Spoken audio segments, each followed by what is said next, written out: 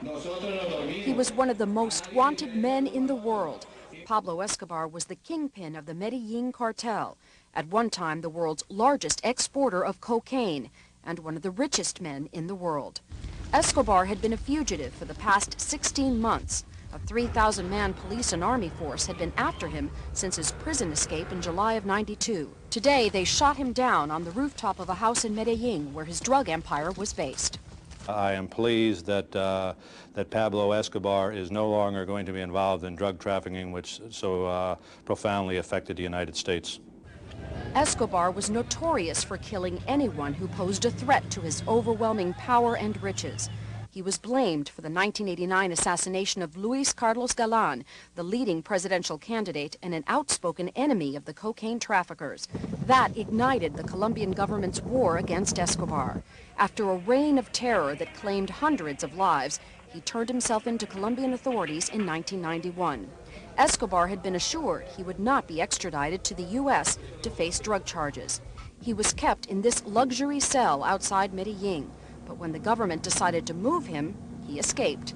Just this weekend, his wife and 2 children flew to Germany seeking political asylum. Their plea was rejected and were flown back to Bogota, where they are now under government protection.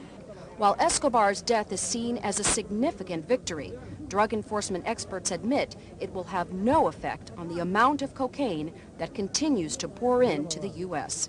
Diana Gonzalez, CBS News, Miami. Was chaos in Colombia today as mourners filled the streets of Medellin for the funeral of Pablo Escobar. Police bullets finally put the world's most notorious drug thug out of business. But the drug trade is still thriving, with traffic as heavy as ever. We have 2 reports tonight, beginning with correspondent Diana Gonzalez. An angry mob carried away the coffin with Pablo Escobar's body inside. To many who came to pay their last respects, the leader of one of the world's most powerful cocaine cartels was considered a hero. While some in the crowd refused to believe it was actually him, today the DEA confirmed it was Escobar who was killed by Colombian security forces yesterday. He was a symbol of a man that was supposed to be so powerful that he was above the resources of 2 governments, and that has been proven dramatically incorrect. The U.S. had been after Pablo Escobar for many years, indicting him 3 times in the 1980s in Miami. At the time, it was considered the U.S. corporate headquarters for the Medellin cartel. Today, South Florida continues to be one of the main points of entry for most of the Colombian cocaine smuggled into this country. The supply originates in Colombia and is then sent to transshipment points in neighboring countries. From there, it's smuggled into the U.S. mainly through Florida on the East Coast, California and Texas on the West. To stem the continuing flow of cocaine, the DEA's newest strategy is toppling the leaders of the cartels, the most powerful now headquartered in another Colombian city, Cali. It's going to probably be much more difficult because the Cali Cartel is very well entrenched. But no one had the power of Pablo Escobar. His death is hailed as a key psychological victory in the war against drugs and a clear message to other cocaine kings that they are not invincible. Diana Gonzalez, CBS News, Miami. The passing of Pablo Escobar is our lead story tonight. The fugitive drug lord was shot and killed by Colombia police yesterday. His death has triggered many questions about the nature and the future of the international drug trade. He ran the famed Medellin drug cartel, but there are others, most particularly one operated out of Cali, another city in Colombia. Our questions go tonight to 3 people: Carlos Gustavo Arrieta, the Attorney General of Colombia and a key player in his government's efforts against the drug lords; Stephen Green, the acting administrator of the U.S. Drug Enforcement Administration; and Elaine Shannon, a Time magazine correspondent and author of a book about the Cali drug cartel. Mr. Arrieta, how did your police find Escobar? Well, they were following telephone conversations, and they pinpointed the location where he was staying. They went in, and he tried to escape. And during the shootout, he was killed. They went in to kill him, or they went in to They went to arrest him, and during the shooting, he resisted arrest, and during the shootout, he was killed. I read today that there were 3,000 people involved in a force looking for this man for a year. Is that correct? That is correct. I mean, that's the total number which have been involved all throughout the year period. Basically, it's a group of about 1,000 with the bases in Medellin, and their main job was to fight the Medellin cartel there. Now, does the death of Escobar mean the Medellin cartel is dead as well, or was it already pretty much dead already? No, I think it's almost dead. I mean, there's some loose ends here. There's small groups, small criminals, which still undertake activities. Maybe they will continue exporting a little bit of cocaine, but basically the Medellin cartel, as we used to know it, I would say is dead, yes. How did we used to know it? Describe what it was that Escobar ran. An enormous criminal organization which at its time exported a very high percentage of the cocaine to the United States, also a very violent group who didn't have any kind of problem engaging in terrorism and the most extreme violence to achieve whatever these purposes were. Thanks God that ended. Did anybody inside or outside your government ever sit down and figure out the numbers of human beings who died as a result of Escobar and his people? I don't think a total toll has ever been made, but I would say it runs into the thousands. That's people in your government? People in Innocent. the government, civilians, people who were one another way opposed his criminal activities, many people. Remember, there are even cases in which 150 people died at the same time, as in the case of the bomb in the Avianca plane. Yeah, that was in an airliner that blew up. Yeah. Now, is there anybody who was standing by to take over what's left of the Medellin cartel, or is it over? I don't think we can say it's totally over. Probably there are going to be small people around Escobar, around his family, who will want to take some of the remains of what he left. But I would say that on a much, much more lower scale, don't forget that most of the old Medellin cartel is either in jail because they submitted, because they were captured, or because they were shot. So I don't think we'll see the end of the Medellin cartel, but what we will see in the future is a very, very small group of delinquency. From your point of view, from your government's point of view, from your people's point of view in Colombia, is the main impact of Escobar's death the fact that it may reduce the violence more than it may reduce drug trade? Let's put it this way. I think the death of Escobar is a symbol in the sense that Escobar was a symbol of violence and of terrorism.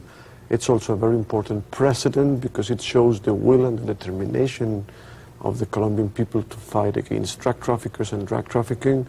It's very important in the sense that it will liberate a lot of resources so we can concentrate it in fighting against other cartels.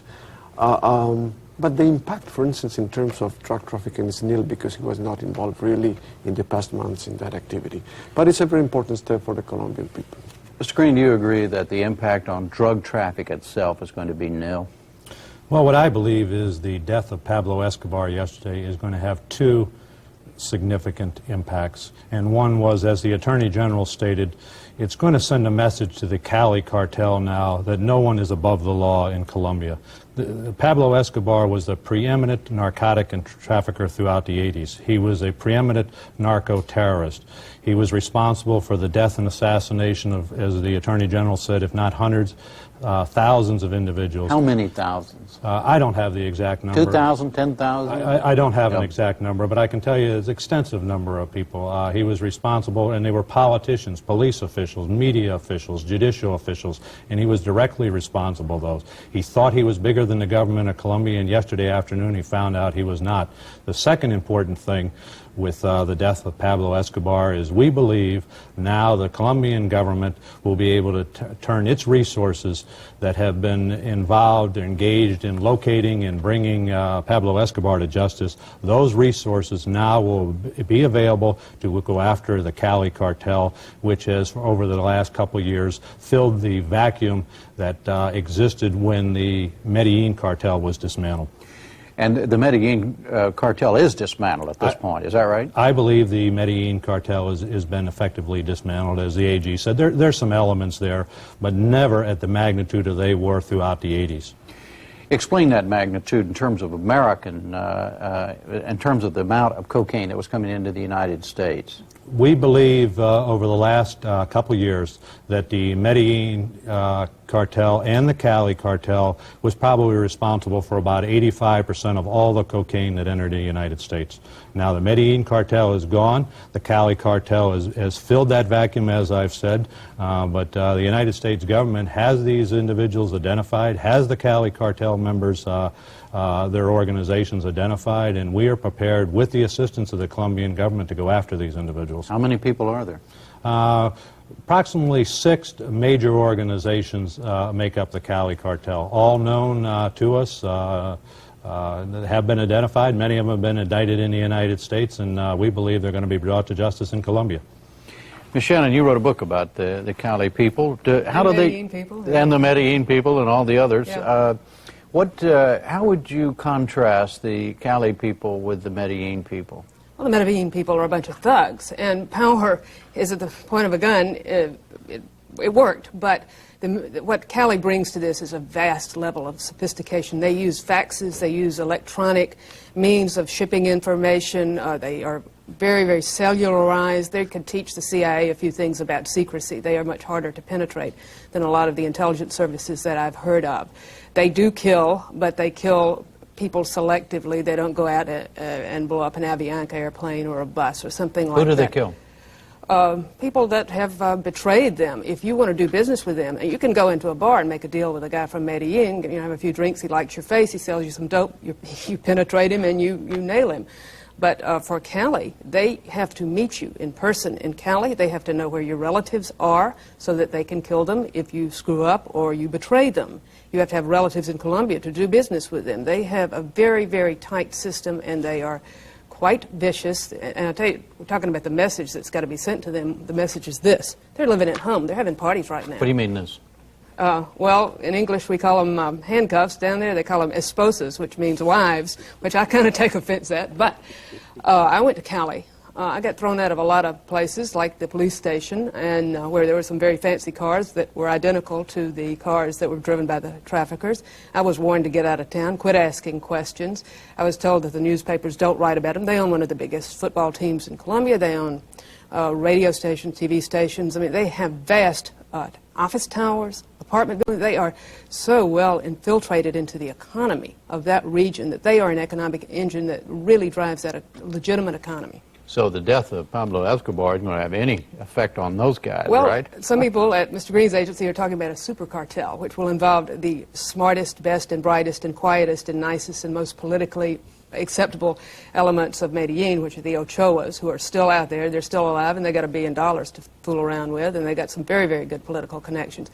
And the Cali Cartel, which has got excellent political connections. So what does that mean? A bigger, stronger, better, more effective, more efficient, and harder to defeat cartel. Now, I'm not saying that we can't, that the collective governments can't do it, but they'll really have to put their minds to it and take a lot of political heat. That sounds awesome, Mr. Attorney General. I think she's absolutely right in her appreciation. The Cali Cartel is a much more sophisticated group. It's a business-oriented cartel, very shrewd but also very tough. They're no angels. It's a criminal organization which is going to be very... You know who they are? You agree with Mr. Green? You all know who these people are? Let's put it this way. I don't think anybody really knows what the Cali Cartel is, because there's been even some discussion on if the Cali Cartel exists. They're isolated cells, may be coordinated by a top people, but the specific names of all the people involved, certainly we don't have it. I know if the United States government have it. If they have it, of course, we would love to receive the names. Well, we interviewed one of the kingpins at his house.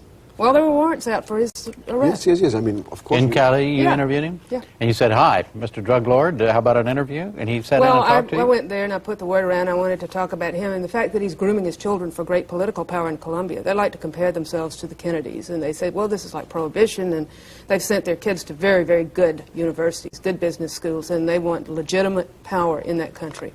You going to wipe them out? Can you do it? We're going to do everything within our powers to do it. Do they have the power to do it? And we are convinced that as the President of Colombia said this morning and late last evening, that they have the will, they demonstrated the will, and we are looking forward now to working with these resources that became available after Escobar's death. And yes, I'm quite confident that the government of Colombia has showed their will, and you're going to see some progress.